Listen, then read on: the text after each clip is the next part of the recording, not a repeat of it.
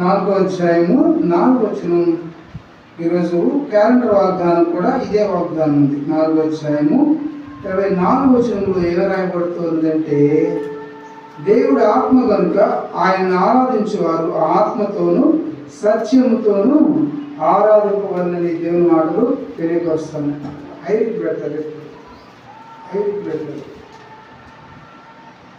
కాబట్టి దేవుని ఆరాధించేవారు ఎలా ఆరాధించారంట?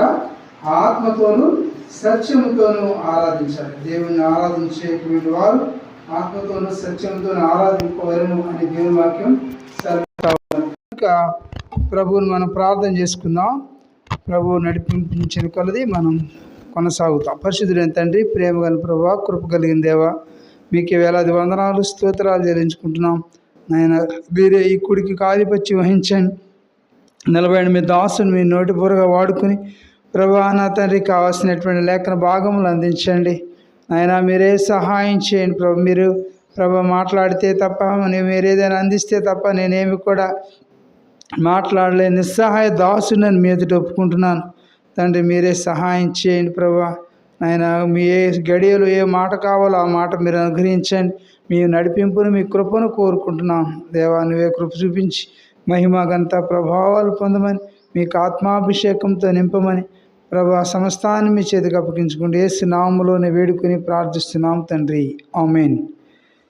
ఈ మాటలు మనం చదువుకుంటున్నప్పుడు ఈ దినము మన ప్రభు మనకి ఏమై ఉన్నారు అనేటువంటి మాటలు మనం చూస్తే, మన ప్రభు ఎలాంటి వారు ఉన్నారంట? దేవుడు ఆత్మ అయి ఉన్నాడు. మనం ఆరాధించేటువంటి దేవుడు ఆత్మ కనుక ఆయన ఆరాధించేవారు ఎలా ఆరాధించాలంట? ఆత్మతోనూ సత్యముతోనూ ఆరాధించాలి. కనుక ఇలాంటి ఆరాధనని దేవుడు కోరుకున్నటువంటి వారు ఉన్నారు. కనుక ఇట్టి ఆరాధనతో మన ప్రభువుని మనం హృదయమారా కూడా ఆరాధించి మన ప్రభువుని మన గణపరిచే అబద్ధులు అంటుంది. కాబట్టి మరి ఎలాంటి ఆరాధన కోరుకుంటున్నాడంటే దేవుడు, మరి నీ నా జీవితంలో పై వచనంలో చూస్తే 23వ వచనంలో చూస్తే యోహాను సువార్తలో 4వ అధ్యాయము 23వ వచనంలో, అయితే యథార్థముగా ఆరాధించేవారు ఆత్మతోనూ సత్యముతోనూ తండ్రిని ఆరాధించు కాలము వచ్చుచున్నది, అది ఇప్పుడు కూడా వచ్చే ఉన్నదని దేవుని మాటలు తెలియపరుస్తుంది. కాబట్టి మనం ఎలా ఆరాధించాలి అనేటువంటి మాటలు చూస్తే ఆత్మతోనూ సత్యములో, కాబట్టి మనలో సత్యం ఉండాలి. ఆత్మతో మనం ప్రభువుని ఆరాధించాలి. ఈ దినం ఆరాధన వర్తమానం చూస్తే యోబు గ్రంథం 33వ అధ్యాయము 4వ వచనం చదువుకుంటాము. యోబు గ్రంథం 33వ అధ్యాయము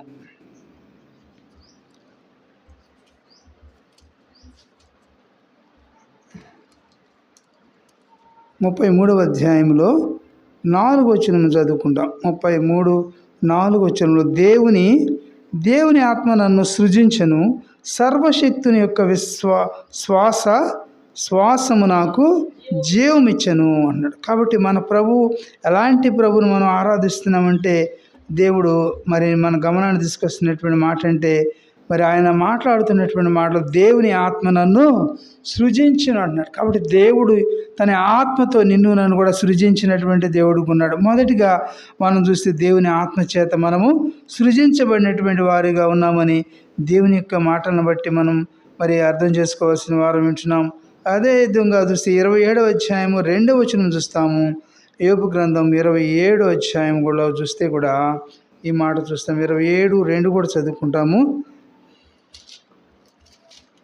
22వ అధ్యాయము యోబు గ్రంథంలోనే చూడండి, ఆ మాట కూడా మనము చదువుకుని ముందు భాగంలోకి. కాబట్టి అక్కడ అన్నాడు యోబు గ్రంథంలో 27వ అధ్యాయము 2వ వచనం 7వ వచనం కదా, చదవండి. కాబట్టి ఆ మాటలు మనం గమనిస్తూ వచ్చినప్పుడు ప్రభువైన యేసుక్రీస్తు వారు మన గమనానికి తీసుకొస్తున్నటువంటి మాటలు యోబు గ్రంథం 22వ అధ్యాయము 27వ అధ్యాయము 2వ వచనంలో, నా ఊపిరి ఇంకను కూడా నాలో కాబట్టి నాలో పూర్ణముగా ఉండుటను బట్టి దేవుని ఆత్మ నా నాసికారంధ్రంలో ఉండుటను బట్టి. కాబట్టి మనం ఎలాగూ ఆరాధిస్తున్నామో చూసారా, యోబు గారు తన అనుభవంలో ఎంత చక్కగా ఈ మాటను మన గమనంలో తీసుకొస్తూ ఉన్నారంటే, ఎలాగూ మనం ఆరాధిస్తున్నామని చూస్తే, నా ఊపిరి ఇంకను నాలో పూర్ణముగా ఉండుటను బట్టి. కాబట్టి నీ నా యొక్క ఊపిరి, కాబట్టి దేవుడు మనకి ఇచ్చినటువంటి ప్రాణం, ఊపిరి అనగా ప్రాణము మనలో ఉండబట్టి మన ప్రభువును మనం ఆరాధించగలుగుతాం. అందుకని యోబు అంటున్నాడు, యోబు ఇంకను ఉపమాన రీతిగా ఇట్లనను, నా ఊపిరి ఇంకను నాలో పూర్ణముగా ఉండుటను బట్టి దేవుని ఆత్మ నా యొక్క నాసికారంధ్రములో ఉండుటను బట్టి. కాబట్టి మనం ఎలా ఆరాధించగలుగుతున్నామంటే, మరి ఈ మాట చూస్తే నా దేవుని యొక్క ఆత్మ ఎలా ఉన్నదంట, దేవుని ఆత్మ ఎక్కడ ఉన్నదంట, నా నాసికారంధ్రములలో ఉండుటను బట్టి. నాసికారంధ్రములో దేవుడు నీకు నా కూడా జీవవాయువును ఊదినప్పుడు నరుడు జీవించు ప్రాణి అయినాడు కనుకనే అందును బట్టే మన ప్రభువును మనం ఈనాడు ఆరాధించగలుగుతున్నాం. ఇటు ప్రభు దినంలో ప్రభుని ఆత్మతో సత్యంతో ఆరాధించగలుగుతున్నామంటే గల కారణం ఏంటో తెలుసా? కాబట్టి ఏమని రాయబడుతుంది, దేవుని ఆత్మ నా నాసికారంధ్రములో ఉండుటను బట్టి. దేవుని యొక్క ఆత్మ మనకి ఎక్కడ ఉన్నదంట, మన యొక్క నాసికారంధ్రములో ఉండుటను బట్టే నేను మాట్లాడుతున్నాను అని ప్రభు మరి భక్తుడు మాట్లాడుతున్నటువంటి వారు ఉన్నారు. కనుక నీ నా జీవితంలో అలాంటి వారిగా మరి దేవుడు నిన్ను నన్ను కూడా చేసినటువంటి వాడు ఉన్నాడు.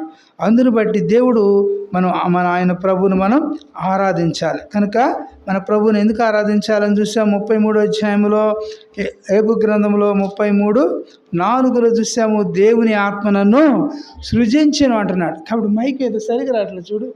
కాబట్టి ఎలా ఉన్నదంటే దేవుని ఆత్మ నన్ను సృజించింది కనుకనే దేవుణ్ణి మనం ఆరాధించగలుగుతున్నాం. ఆత్మతో సత్యముతో మన ప్రభువుని హృదయమారా కూడా ఆరాధించగలుగుతున్నామంటే దేవుని యొక్క ఆత్మ మనలో ఉన్నది, ఆయన యొక్క జీవం మనలో ఉన్నది, ఆయన ఊపిరి మనకి ఇచ్చినాడు కనుకనే అందును బట్టి మన ప్రభువుని మధ్యాహ్న వేళలో హృదయమారా కూడా ఇటు ప్రభు దినమునాడు మనం ఆత్మతో సత్యముతో ప్రభువుని ఆరాధించగలుగుతున్నాం. కాబట్టి మొదటి తలంపుగా చూస్తే మరి మనం ఏం గమనించాలంటే దేవుని ఆత్మ నన్ను సృజించింది, అందును బట్టి ప్రభువు నేను ఆరాధిస్తున్నానని మన ప్రభువుని హృదయమారా కూడా ఆరాధించి మన ప్రభువుని మనం ఘనపరచ మరి బద్ధులమై ఉంటూ ఉన్నాం. కాబట్టి దేవుని ఆత్మ నిన్ను నన్ను కూడా సృజించినటువంటి వాడుకున్నాడు. సృజించినాడంటే నిన్ను నన్ను కూడా నిర్మించినటువంటి వాడుకున్నాడు. కనుక అందును బట్టి మన ప్రభువుని మధ్యాహ్న వేళలో మనం హృదయమారా కూడా ఆరాధించి మన ప్రభువుని మనం ఘనపరచ మరి బద్ధులమై ఉంటున్నాం. రెండవ తలంపుగా చూస్తే కొరింథీయులకు రాసిన మొదటి పత్రికలో మనం చదువుకుంటాము. కొరింథీయులకు రాసిన మొదటి పత్రిక 6వ అధ్యాయము 11వ వచనం కూడా చదువుకుంటాం. 6వ అధ్యాయము 11వ వచనం కూడా చదువుకుందాం. అడేం రాయబడుతున్నదంటే, మీలో కొందరు అట్టివారై ఉంటుంది కానీ ప్రభు అయిన యేసుక్రీస్తు నామమును మన దేవుని ఆత్మ యందును మీరు ఎలా ఉన్నారంట, కడుగబడి పరిశుద్ధపరచబడిన వారై నీతిమంతులుగా తీర్చబడితిరి అంటున్నాడు. కాబట్టి ఈ మైక్ పెట్టుకో, మైక్ తీసే సరిగా రావట్లేదు.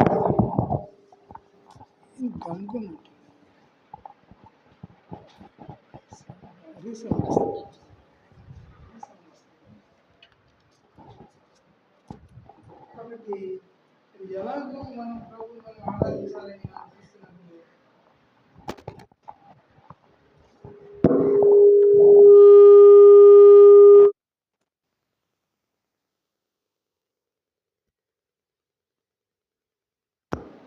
మనం ప్రభువుని మనం ఎలా ఆరాధించాలని మనం చూస్తున్నప్పుడు కొరింథీయులకు రాసిన పత్రికలో 6వ అధ్యాయము 11వ వచనంలో మన గమనానికి 9 నుంచి కూడా చదువుకుంటాము. 9 నుంచి కూడా చదివితే అక్కడ మరి ఏమని రాయబడుతూ ఉన్నదంటే, మన భాగంలోనికి ప్రభు తీసుకొస్తున్నటువంటి మాటలు మరి కొరింథీయులకు రాసిన మొదటి పత్రికలో మనం చూస్తూ వచ్చినప్పుడు, మీలో కొందరు అట్టివారై ఉంటిరి కానీ ప్రభు అయిన యేసుక్రీస్తు నామమును మన దేవుని ఆత్మ యందును మీరేం చేయబడ్డారంట, కడగబడినటువంటి వారు కొన్నాం. అందును బట్టి మన ప్రభువును మనం ఆరాధించడానికి ఆయన సన్నిధికి వచ్చినటువంటి వారు కొన్నాం. అక్కడ కడగబడినటువంటి వారుగా నా యొక్క పాపమును ప్రభు యేసుక్రీస్తు వారు తన రక్తముతో ఆయన నిన్ను నన్ను కూడా శుద్ధీకరించినాడు, కడిగినాడు కనుకనే మన ప్రభువుని ఈనాడు నా తండ్రి, నా ప్రభువా, నా దేవా అని ఆయన సన్నిధిలోనికి వచ్చి ఆయన మందిరంలోకి వచ్చి మన ప్రభువును మనం ఆరాధించగలుగుతూ ఉన్నాం. కనుక ఈ రెండవ తలంపుగా మన గమనాన్ని తీసుకురాబడినటువంటి మాట మనం గమనించినప్పుడు ఈ 11వ వచనంలో చూస్తే, మీలో మరి ఎలా ఉన్నారంట, మీలో కొందరు అట్టివారై ఉంటిరి కానీ ప్రభు అయిన యేసుక్రీస్తు నామమును మన దేవుని ఆత్మ యందును మీరు ఏం చేయబడ్డారంట? కడుగబడి. ఎలా ఉంటామంట మనం? కడుగబడి పరిశుద్ధపరచబడ్డాం. ఒకప్పుడు నీవు నేను కూడా కడగబడలేదు, వాక్యము చేత కడగబడలేదు, ప్రభు యొక్క రక్తంతో కడగబడలేదు, పరిశుద్ధపరచబడలేదు. అయితే ప్రభు అయిన యేసుక్రీస్తు వారు ఆయన ఆత్మ యందు నిన్ను నన్ను కూడా ఆయన కడిగినటువంటి వాడుకున్నాడు. అందును బట్టి మన ప్రభువును మనం ఆరాధించబద్ధులమైంటున్నాం. కాబట్టి అట్టి వారిలో ఆయన అంటున్నాడు, యేసుక్రీస్తు నామమును మన దేవుని ఆత్మ యందును మీరు ఏం చేయబడ్డారంట? కడుగబడి. రెండవది, పరిశుద్ధపరచబడిన వారై నీతిమంతులుగా తీర్చబడ్డారు. కాబట్టి ఎంత ఎంత ప్రయాసపడాల్సి వచ్చింది చూసావా? దేవుడు నిన్ను నన్ను కూడా మరి కడిగి ఆయన నిన్ను నన్ను కూడా పరిశుద్ధపరచబట్టే నేను ఈనాడు ప్రభువుని ఆరాధించగలుగుతున్నాం, ప్రభువుని స్తుతించగలుగుతున్నాం. నీతిమంతుడుగా నీతిమంతురాలుగా నిన్ను నన్ను కూడా తీర్చినటువంటి మన ప్రభు అయిన యేసుక్రీస్తు వారిని మనం ఈ మధ్యాహ్న వేళలో హృదయమారా కూడా ఆరాధించి మన ప్రభువుని మన గణపరచ మరి బద్ధులమై ఉంటున్నాం. కాబట్టి ఎందుకు మన ప్రభువుని ఆరాధించాలంటే, రెండవ తలంపులో దేవుడు నిన్ను నన్ను కూడా మరి ఆయన ఏం చేస్తూ వచ్చాడంటే, ఆయన తన యొక్క మన దేవుని ఆత్మ యందు మీరు ఏం చేయబడ్డారు? కడగబడ్డాం. కాబట్టి మన ప్రభువుని ఆరాధిస్తాం. కడగబడకపోతే నీవు నేను కూడా ఆరాధించటానికి అర్హులము కాదు. కాబట్టి దేవుని యొక్క రక్తము చేత నీవు నేను కూడా కడగబడి విమోచించబడినాం కనుకనే ఈనాడు మన ప్రభువుని మనం ఆరాధించడానికి, ఆయన స్తుతించడానికి, ఆయన సన్నిధిలో చేరినటువంటి వారుగా ఉంటున్నాం. అందును బట్టి మన ప్రభువును మనం ఆరాధించాలి. ఎందుకంటే కడగబడి మరి పరిశుద్ధపరచబడి వారి నీతిమంతులుగా మరి ఏం చేయబడ్డారంట? తీర్చబడితరి. కాబట్టి నిన్ను నన్ను కూడా మన ప్రభు నీతిమంతుడిగా నీతిమంతురాలుగా తీర్చినాడు. కాబట్టి నీలో అందుకని అంటాడు, నీతియే లేని మానీచ బ్రతుకులు నీ యందు స్థిరమాయను అంటాడు. కాబట్టి ఒకప్పుడు నీతి లేదు. కాబట్టి మనలో ఎలాంటి నీతి లేనప్పుడు దేవుడు నిన్ను నన్ను కూడా ఒక నీతిమంతుడిగా చేశాడు, ఒక నీతిమంతురాలుగా నిన్ను నన్ను కూడా తీర్చిదిద్దినాడు. అందును బట్టే మన ప్రభువును మనం ఆరాధించాలి. రెండవ తలంపులో మనం ఏం చూస్తున్నామంటే, దేవుని యొక్క ఆత్మ వల్ల నేను సృజించబడ్డాన్ని మొదటగా చూసాము. రెండవ తలంపుగా చూస్తే, దేవుని యొక్క ఆత్మ చేత నేను కడగబడ్డాను, పరిశుద్ధపరచబడి నీతిమంతురాలుగా తీర్చబడ్డాను. అందును బట్టి మన ప్రభువును మనం ఆరాధించాలి. కాబట్టి ఆరాధన తలంపులు మన హృదయంలో ఉంచుకున్న ఏవేవో మనం ఆరాధించడం కాదు, కానీ చెప్పబడినటువంటి లేఖన భాగములు మన హృదయంలో ఉంచుకుని మన ప్రభువుని మన హృదయమారా కూడా ఆరాధించి అట్టి ఆరాధన దేవుడు మరి కోరుకుంటున్నాడు. ఎందుకంటే దేవుడు ఆత్మ కనుక తను ఆరాధించేవారు ఆత్మతోనూ సత్యముతోనూ ప్రభువుని ఆరాధించాలని దేవుడు కోరుకుంటున్నాడు. మూడో తలంపుగా చూస్తే రోమాపత్రికలో చూస్తాము. 8వ అధ్యాయము 30వ వచనం చదువుకుంటాం.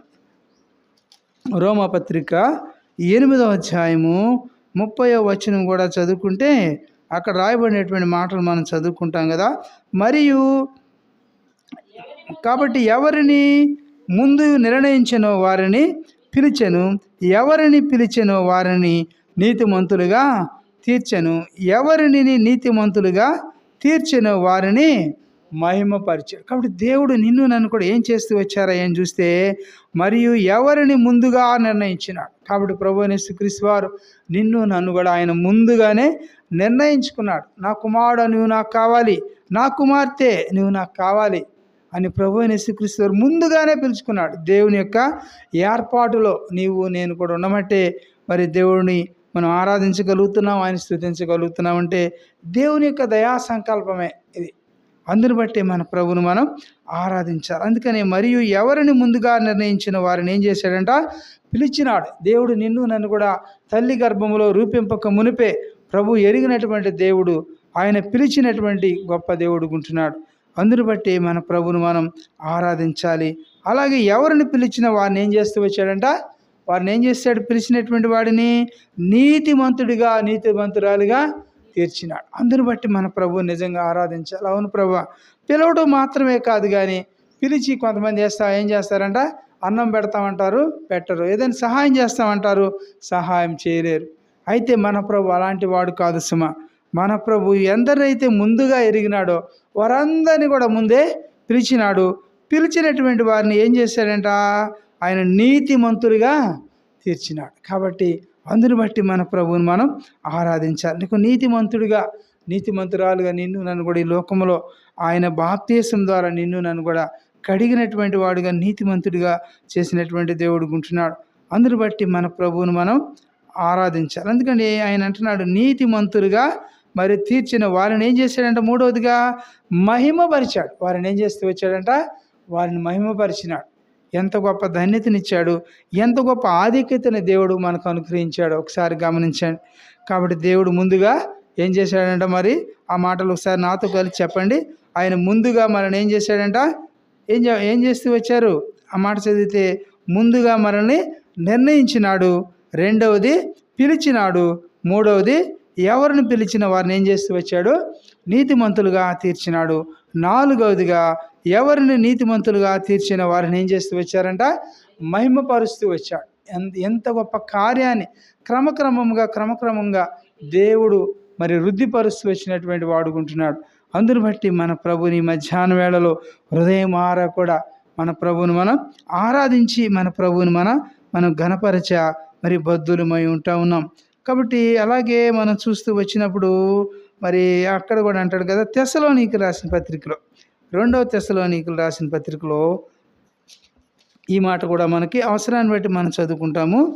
మరి అపోస్తలుడైన పౌలు గారు తెస్సలోనికీయులకు రాసిన 2వ పత్రిక 2వ అధ్యాయము 13వ వచనం, 2వ అధ్యాయము 13వ వచనంలో చూస్తే అక్కడ చెబుతున్నటువంటి మాటను మనం గమనిస్తూ మరి వచ్చినప్పుడు ప్రభు అయిన యేసుక్రీస్తు వారు తెస్సలోనికీయులకు రాసిన 2వ పత్రికలో చదవండి, 2వ అధ్యాయము 13వ వాక్యంలో, ప్రభు వల్ల ప్రేమింపబడిన సహోదరులారా, ఆత్మ మిమ్మును పరిశుద్ధపరచుట వలన మీరు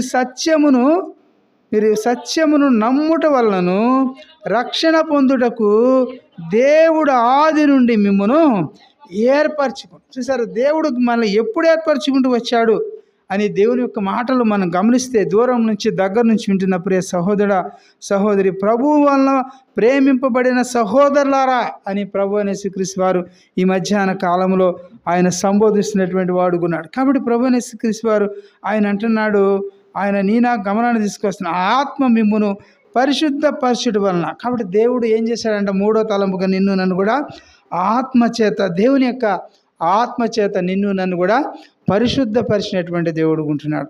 అందును బట్టి మన ప్రభువును మనం ఈ మధ్యాహ్న వేళలో హృదయమారా కూడా ఆరాధించాలి. ప్రభువా, నన్ను కూడా నువ్వు పరిశుద్ధపరిచినావు కనుకనే ఈనాడు నిన్ను ఆరాధించేటువంటి కృపను నాకు ఇచ్చినావు. అంత మాత్రమే కాకుండా అంటున్నాడు, ఆత్మ వలన పరచుట వలనను మీరు సత్యమును ఏం చేశారంట? రెండవదిగా మీరు సత్యమును నమ్ముట వలన. కాబట్టి ప్రభు అయిన యేసుక్రీస్తు వారిని నమ్మటం మూలకంగా, వినుట వలన విశ్వాసం కలను, నమ్ముట నీ వలన అయితే నమ్మువానికి సమస్తము కూడా సాధ్యమే అన్నటువంటి ప్రభు చెబుతున్నటువంటి మాటలు చూసినప్పుడు, నమ్ముట వలనను, రెండవది రక్షణ పొందుటకు దేవుడు ఏం చేస్తూ వచ్చాడంట? ఆది నుండి మిమ్మల్ని ఏం చేసుకుంటూ వచ్చాడు? ఏర్పరిచినాడు. కాబట్టి దేవుడు నీ యొక్క అనాది కాల సంకల్పంలో ఉండమట్టే దేవుడు నిన్ను నన్ను కూడా రక్షణ పొందేటువంటి వారిగా, రక్షించబడేటువంటి వారిగా నిన్ను నన్ను కూడా తీర్చిదిద్దినటువంటి కారణాన్ని బట్టి మన ప్రభువుని మధ్యాహ్న వేళలో మన హృదయమారా కూడా ఆరాధించాలి. కాబట్టి ఆత్మ మిమ్మల్ని పరిశుద్ధపరచడం ద్వారా దేవుడు నిన్ను నన్ను కూడా రక్షించిన. ఒకప్పుడు నేను కూడా మన ఆత్మలో మన హృదయంలో అనేకమైనటువంటి చెడ్డ తలంపులు కలిగి ఉన్నాం. అయితే ఈ దేవుడు నిన్ను నన్ను కూడా ఆత్మ మిమ్మల్ని పరచుట వలన, ఆత్మ మిమ్మల్ని ఏం చేస్తూ వచ్చిందంట? పరిశుద్ధపరిచాడు. దేవుని యొక్క ఆత్మ మనలో ఉంచి నా యొక్క ఆత్మని పరిశుద్ధపరిచినాడు. ఏది మంచిది, ఏది చెడ్డ, ఏది కీడు, ఏది నష్టము అనేటువంటిది దేవుడు మన గమనాగమనంలోనికి ఆయన తీసుకొచ్చి మన ఆత్మను ఏం చేశాడంట? పరిశుద్ధపరచడం మూలకంగా రక్షణ పొందుటకు ఆది నుండి కూడా మిమ్మల్ని నేను ఏం చేస్తూ వచ్చానంట? ఏర్పరచుకొనను కనుక మేము మిమ్మల్ని బట్టి ఎల్లప్పుడూ కూడా దేవునికి ఏం చేస్తూ వచ్చామంట? కృతజ్ఞతాస్తుతులు చెల్లింప బద్ధులమై ఉన్నాము. ఎందుకు మనం కృతజ్ఞతాస్తుతులు బద్ధులమై ఉన్నామంటే, ఇంత క్రియ దేవుడు మన ఎడల జరిగించినటువంటి కారణం చేత మరి దేవుని మనం ఆరాధించడానికి ఇంత కారణాన్ని దేవుడు నీకు నాకు కూడా ఆయన చేసినటువంటి వాడుకున్నాడు. ఏంటంటే ఆ కారణము, మరి ఏం చేస్తామంట? మీరు సత్యమును నమ్మటం వలన, సత్యమును మనం నమ్మటం మూలకంగా, రెండవది ఏం చేస్తూ వచ్చాడంట? రక్షణ పొందుటకు దేవుడు ఏం చేస్తూ వచ్చాడని చూసాము. ఆది నుండి కూడా మిమ్మల్ని ఏర్పరచుకున్నాం. కాబట్టి ఈ మాటలు మీకు పదే పదే ఎందుకు చెప్తున్నానంటే, ఒకసారి మీకు అర్థం కాకపోతే రెండవ పర్యాయమైన దూరం నుంచి దగ్గర నుంచి ఉండేటువంటి వారికి అర్థమవు లాగున మరి ఈ మాటలు పదే పదే మీకు చెప్పడం జరుగుతూ ఉన్నది.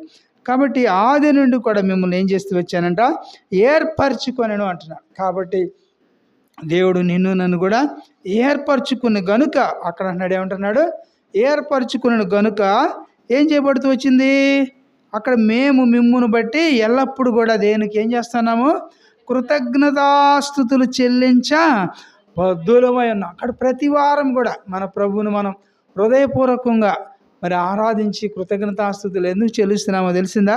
కాబట్టి విన్నారు కనుక ప్రభు యేసుక్రీస్తు వారు నిన్ను నన్ను కూడా ఆత్మచేత పరిశుద్ధపరచబడటం మూలకంగానే మన ప్రభువుని మరి నాయన, తండ్రి, అబ్బా అని మన ప్రభువుని ఆరాధించగలుగుతున్నాం. అనేక సమయాలు అనేకులకు లేదు కానీ ఆరాధన దేవుడు నీకు నా కూడా అనుగ్రహించినాడు. ఎంత గొప్ప భాగ్యమును, ఆరాధించే సమయంను దేవుడు మనకి ఇచ్చినాడు. అందుని బట్టి మన ప్రభువుని మనం ఆరాధించి మన ప్రభువుని మనం ఘనపరచ బద్ధులమైన. అలాగే తెసలోనికి రాసిన మొదటి పత్రిక పక్కనే ఉంటుంది. తెసలోనికి రాసిన మొదటి పత్రిక 4వ అధ్యాయము 3వ వచనం కూడా చదువుకుంటాం. 4వ అధ్యాయము 3వ వచనం అక్కడ చదువుతున్నప్పుడు, మీరు పరిశుద్ధులగుటే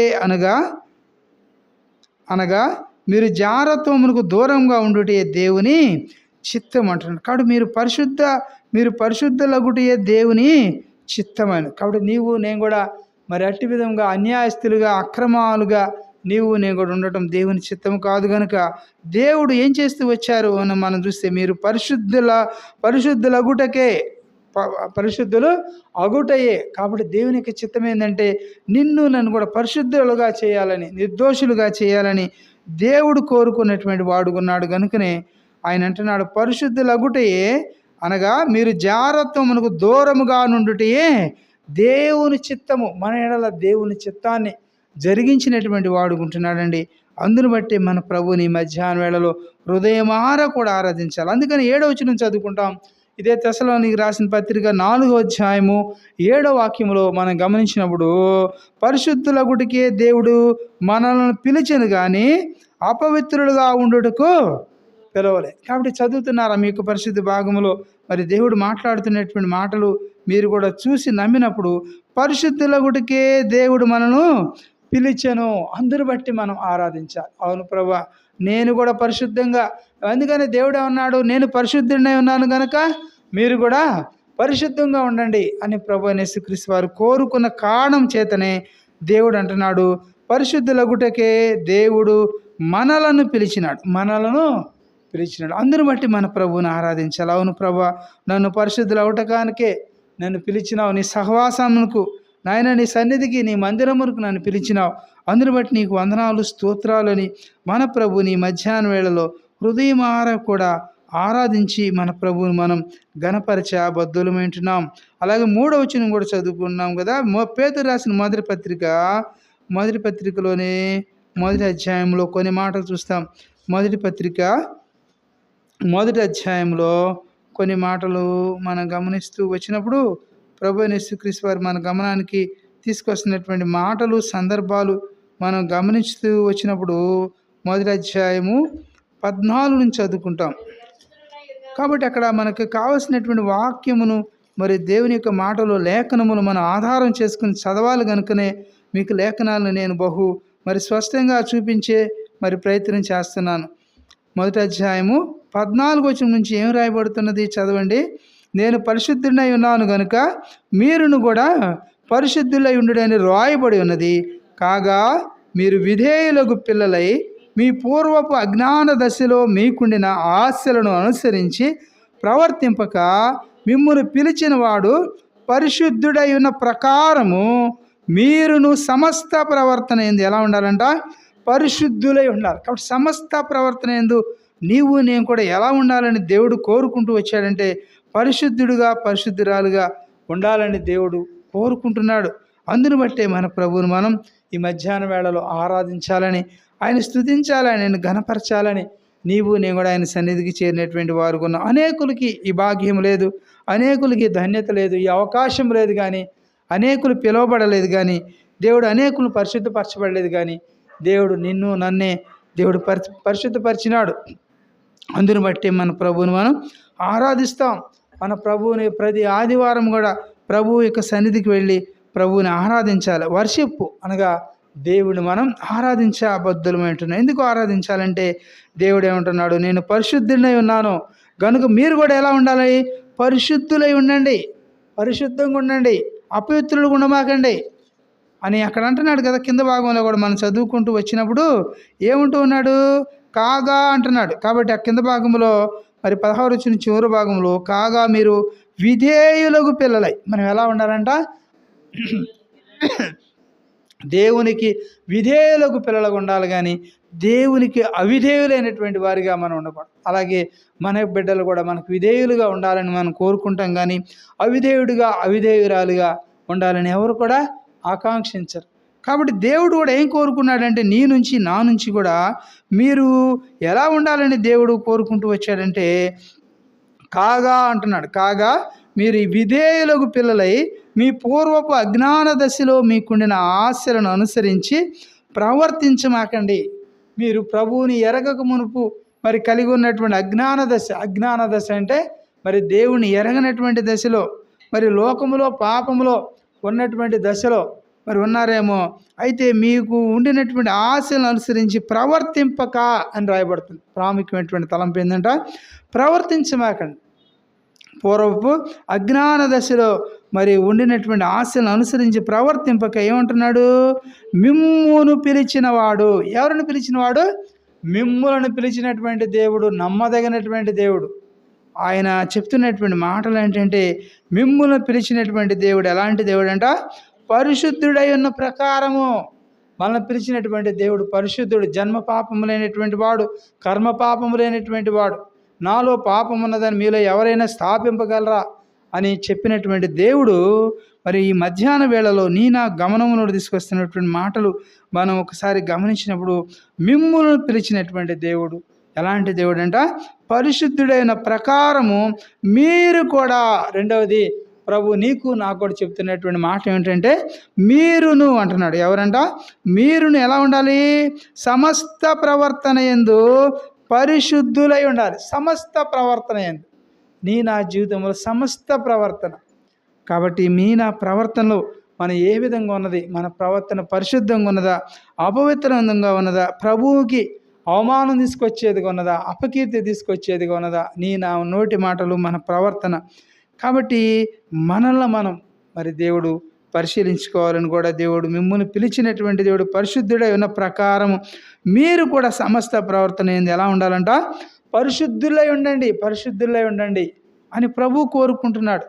నువ్వు ఇంకేదో నాకేదో తీసుకొచ్చి ఇవ్వు, నిన్నేదో మరి దేవుడు నన్ను కూడా ఏం అడగటం లేదు, కానీ పరిశుద్ధంగా జీవించు, పవిత్రంగా జీవించు, నిర్దోషంగా జీవించు, నిష్కల్మషంగా జీవించడానికి ప్రయత్నం చెయ్యి అని దేవుడు కోరుకుంటున్నాడు. ఎందుకు కోరుకుంటున్నాడు చెప్పండి, నేను పరిశుద్ధుడిని అన్నాను కనుక మీరు కూడా పరిశుద్ధంగా ఉండండి. కాబట్టి మన ఈ భాగంలో మనం చూస్తున్నప్పుడు మన పిల్లలు ఏం చేస్తున్నారు, తండ్రి కానిస్టేబుల్ అయితే వారి కొడుకు కూడా పోలీసు ఉద్యోగం చేస్తున్నాడు. అలాగే తండ్రి ఇంకా ఉపాధ్యాయుడైతే పిల్లలు కూడా ఉపాధ్యాయులే అవుతున్నారు. అలాగే తండ్రి మరి ఏదైనా దైవ సేవకుడు అయితే పిల్లలు కూడా దైవ సేవకులోకి వెళ్ళిపోతున్నారు కదా. ఇవన్నీ కూడా మనం చూస్తున్నాం. అయితే ప్రభు ఏం కోరుకుంటున్నాడంటే ఆయన పరిశుద్ధులై ఉండని కోరుకుంటున్నాడు. కాబట్టి ఆయనలో ఉన్నటువంటి గొప్ప విశేషం ఏంటో తెలుసా, నేను పరిశుద్ధులై ఉన్నాను కనుక మీరు కూడా పరిశుద్ధులై ఉండాలి. ఎక్కడ పరిశుద్ధులై ఉండాలంట, సమస్త ప్రవర్తన యందు నేను కూడా పరిశుద్ధులై ఉండండి అని ఈ 2025 సంవత్సరంలో ప్రవేశించినటువంటి నిన్ను నన్ను కూడా ఈ 2వ మాసంలో ప్రభు యేసుక్రీస్తు వారు కోరుకుంటున్నాడు. మన మధ్య మరి మన మీద ఒక మాసం అంతా కూడా గడిచిపోయింది. 31 దినాలు, జనవరి మాసం కొన్నటువంటి 31 దినాలు మరి మీద దొరికిపోయినాయి. మరి 2వ మాసంలో మరి 2వ తారీఖులో మనం వచ్చినటువంటి వారు ఉన్నాం. కాబట్టి దేవుడు నన్ను కూడా పరిశుద్ధపరిచినటువంటి దేవుడు ఉన్నాడు. ఎలా పరిశుద్ధపరిచినాడు ఏంటో వచ్చామంటే ఆత్మ మిమ్మల్ని పరిశుద్ధపరిచిన అంటున్నాడు. దేవుని యొక్క ఆత్మ నన్ను కూడా పరిశుద్ధపరిచింది కనుక ఇట్టి ప్రభువుని మన హృదయమారా కూడా ఆరాధించాలి. మన ప్రభువుని మనం ఘనపరిచే బద్ధులమేంటారు. అంతేనా చూస్తే 143వ సంకీర్తనలో కూడా కొన్ని మాటలు మీ గమనాన్ని తీసుకొస్తాను. 143వ సంకీర్తన మరి మనం సంపూర్తిగా ఆరాధన వర్తమానం వినలేకపోతా ఉన్నాము. సమయాన్ని మనం సద్వినియోగపరచుకోలేకపోతున్నాం. మనం త్వరగా రాలేకపోతా ఉన్నాము. ఆలస్యంగా ప్రారంభిస్తూ ఉన్నాము. కనుక మరి 143వ సంకీర్తన 10వ వచనం చదువుకుంటే ఇక్కడ భాగంలో ప్రభువైన యేసుక్రీస్తు వారు అంటున్నారు, నీ దేవుడైన నీవే నా దేవుడవు, నీ చిత్తానుసారముగా ప్రవర్తించుట నాకు నేర్పుము, దయగల నీ ఆత్మ సమభూమి గల ప్రదేశములందు నన్ను నడిపించును అన్నాడు. కాబట్టి 4వ తలంపుగా దేవుడు ఏం చేస్తున్నాడంటే నిన్ను నన్ను కూడా మరి నీతిమంతులుగా తీర్చినటువంటి దేవుడు, ఆయన యొక్క దేవుని యొక్క దయ వలన, దేవుని దయగల ఆత్మ మన మీద ఏం చేయాలంట, సమభూమి గల ప్రదేశంలో నన్ను నడిపించినటువంటి దేవుడుగా ఉంటున్నాడు, నడిపించేటువంటి దేవుడుగా ఉంటున్నాడు. అందుకని నీవే నా దేవుడు అంటున్నాడు. దావీదు ఏమంటున్నాడు, నీవే నా దేవుడు ప్రభువా, అందుకనే నీ చిత్తానుసారంగా ప్రవర్తించుట నాకు నేర్పమంటున్నాడు. కాబట్టి నీవే నా దేవుడు కనుక నీ చిత్తానుసారంగా ప్రవర్తించుట నాకు నేర్పించు ప్రభువా. నాది నా ఇష్టమేమి కాదు, నీ చిత్త ప్రకారమే నేను ఏ విధంగా రాజ్య పరిపాలన చేయాలో నీ జ్ఞానం దయచేయి ప్రభువా అని దావీదు అడుగుతున్నాడు. అంటున్నాడు, దయగల నీ ఆత్మను సమభూమి గల ప్రదేశమునందు నన్ను ఏం చేయమంటున్నాడు, నడిపించు ప్రభువా. నాయన నీ యొక్క దయగల ఆత్మతో నన్ను మంచి ప్రదేశంలోనికి నీ యొక్క మరి ఎట్ట నడిపించమంటున్నాడు, సమభూమి గల ప్రదేశమందు నన్ను నడిపించు ప్రభా. సమభూమి కలిగినటువంటి మంచి ప్రదేశంలోనికి దేవా నన్ను కూడా నడిపించి ప్రభా నాకు కృప చూపించి ప్రభా అని దావీదు ఆయన కోరుకుంటున్నాడు. అలాగే నీవు నేను కూడా మరి ఏం ప్రార్థన చేయాలంటే, నీ ఆత్మ సమభూమి గల ప్రదేశంలందు ఉన్నట్లుగా నన్ను కూడా నడిపించి ప్రభా అని దావీదు అడిగిన విధంగా మనం కూడా దేవుణ్ణి అడిగి మన ప్రభువుని మనం ఆరాధించబద్ధులమైంటున్నాం. కాబట్టి మరి ఒక మాట కాడ చూస్తే సమభూమి గల ప్రదేశంలో నన్ను నడిపించు అని ప్రభు మరి నిన్ను నన్ను కూడా ఆయన నడిపించేటువంటి దేవుడు ఉంటున్నాడు. అందుని బట్టి మన ప్రభువుని మనం ఆరాధిస్తాం. అంతే నేను చూస్తే రోమాపత్రికలో 8వ అధ్యాయంలో మరి 14 వచనం చూస్తాం. 8, 14 వచనంలో కూడా మనకి కావలసినటువంటి మాటను మనం గమనిస్తామండి. రోమాపత్రిక 8వ అధ్యాయము 14 వచనంలో ఏం రాయబడుతూ ఉన్నదంటే, అక్కడ చూస్తే దేవుని ఆత్మచేత ఎందరూ నడిపింపబడిదరో వారందరూ కూడా ఎలా ఉంటారంట, దేవుని కుమారులై ఉంటారు, దేవుని కుమార్తెలై ఉంటారు. కాబట్టి దేవుడు అంటున్నాడు, మరి ఆయన అంటున్నాడు, దావీదు ఏమన్నాడు, నా దేవుడవు నీవే ప్రభువా కనుక నీ చిత్తానుసారంగా నన్ను నడిపించు, మరి దయగల సమభూమిలో నన్ను నడిపించు అని నన్ను అడిగినటువంటి దావీదు మరి ఇక్కడ అపోస్తలుడైన పౌలు గారు ఏమంటున్నారంటే రోమాపత్రికలో, దేవుని ఆత్మ చేత ఎందరూ నడిపింపబడిదరు. కాబట్టి నీ ఇష్టానుసారంగా నా ఇష్టానుసారంగా మనం ప్రవర్తించటం నడవటం మన ఇష్టం కాదు, కానీ నా జీవితంలో మనల్ని మన ప్రభువుకి అప్పగించుకుని, ప్రభువా నీ చిత్తానుసారంగా నన్ను నడిపించు, నీ ఇష్టానుసారంగా నన్ను నడిపించు అని నీవు నేను కూడా ప్రభువుని వేడుకున్న బద్దులం వింటున్నాం. అందుకని ఈయన అంటున్నాడు, దేవుని ఆత్మచేత ఎందరూ నడిపింపబడిదరో వారందరూ కూడా దేవుని కుమారుడై ఉండేటువంటి భాగ్యమును, మరి దేవుని యొక్క కృపను దేవుడు మనకు అనుగ్రహించినాడండి.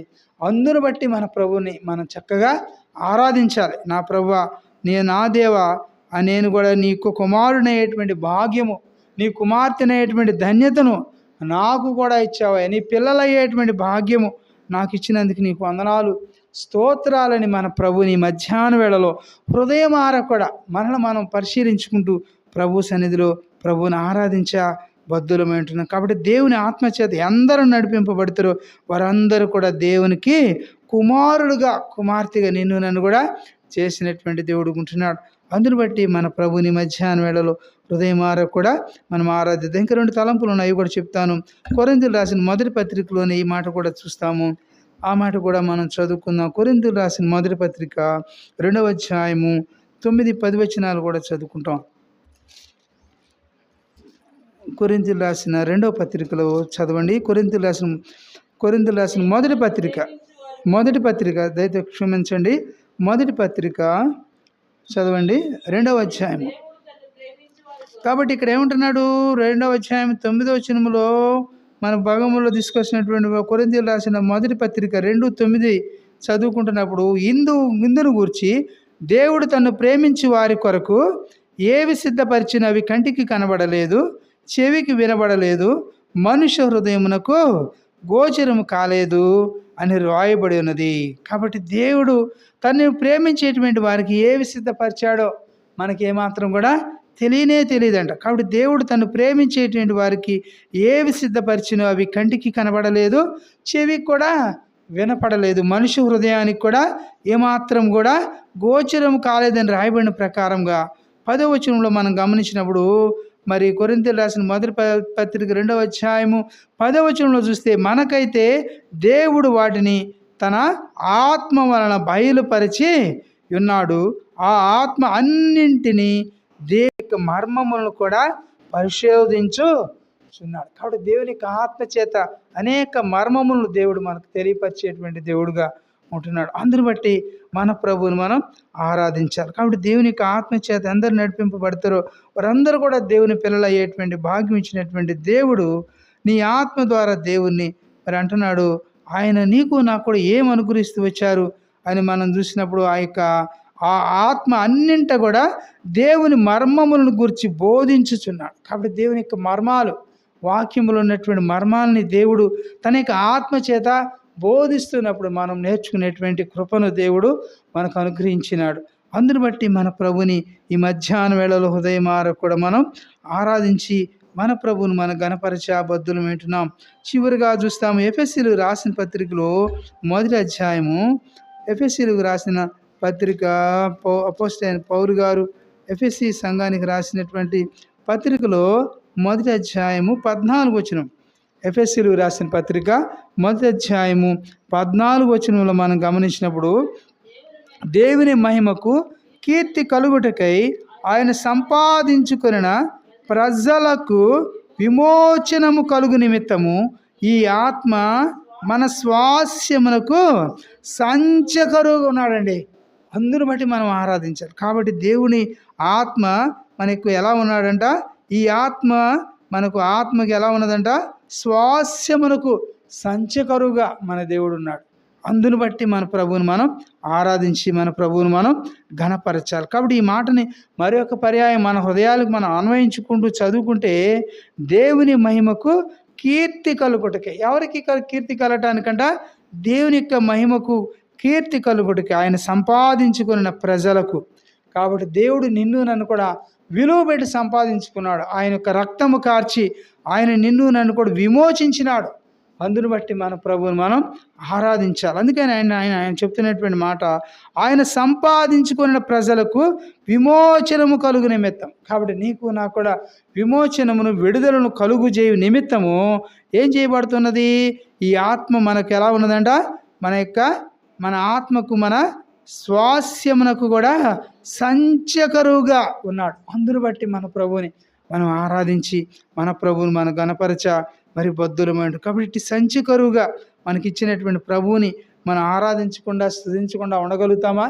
కాబట్టి అట్టి ప్రభువుని మన హృదయమారా కూడా ఆరాధించి, నా జీవితంలో నాకు సంచకరువుగా, నాకు స్వాస్యముగా సంచకరువుని ఇచ్చినావు, అందును బట్టి నీకు వందనాలు, స్తోత్రాలు ప్రభు అని మన ప్రభువుని ఈ మధ్యాహ్న వేళలో హృదయమార కూడా మనం ఆరాధించి మన ప్రభువుని మనం గణపరచుదాం. అటు విధంగా కొంత సమయం మనం ఆరాధనలో గడుపుదాం. ఆరాధించండి. చెప్పబడిన లేఖన భాగములు ఆధారం చేసుకుని దేవుని ఆత్మ మనం సృజించినని విన్నాము, దేవుని ఆత్మ మిమ్మల్ని పరిశుద్ధపరిచినని విన్నాము, దేవుని ఆత్మ చేత మనం నీతిమంతులుగా తీర్చబడినామన్నాం అని విన్నాము. అలాగే దేవుని యొక్క ఆత్మ దయగల సమభూమిలో ఆయన నిన్ను నన్ను కూడా నడిపించేటువంటి దేవుడు ఉన్నాడని ఆరాధించాలి. కాబట్టి దేవుని యొక్క ఆత్మ చేత అందరు నడిపింపబడతారో వారు దేవుని కుమారులై ఉంటారని దేవుడు మన గమనాన్ని తీసుకొచ్చాడు. 7వ తలంపుగా ఈ ఆత్మ స్వాస్యమునకు దేవుడు నీకు నాకు కూడా సంచకరువుగా ఉన్నటువంటి దేవుడిని మనం ఈ మధ్యాహ్నం వేళలో హృదయమార కూడా ఆరాధించి మన ప్రభువుని మనం గణపరచుదాం.